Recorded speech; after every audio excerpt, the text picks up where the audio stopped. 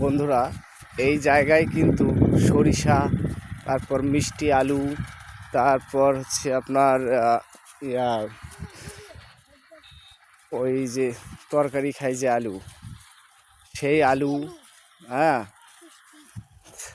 তারপর হচ্ছে পেঁয়াজ, রসুন, সব ধরনের ফসল আবাদি কিন্তু আমাদের এদিকে হয়। একটু একটু করে জায়গা ভেদে। চলেন, আমার আপু রাস্তা চিনে না, এখন এই ভিডিও করতেছে, চলেন। আমি চিনে দিতেছি, ও নাকি আমাকে রাস্তা চিনে দিতেছে, যাক বেশ ভালো। এই আমার আব্বু আমার পিছে পিছে আইতেছে, রাস্তা চিনে না দেখা।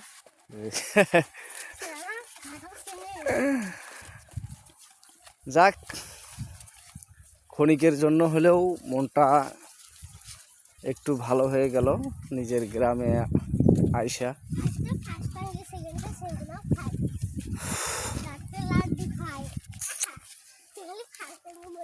দীর্ঘশ্বাস রয়ে গেল, আবারও ফিরে যেতে হচ্ছে সেই জেলখানা বন্দর ঢাকা শহরে।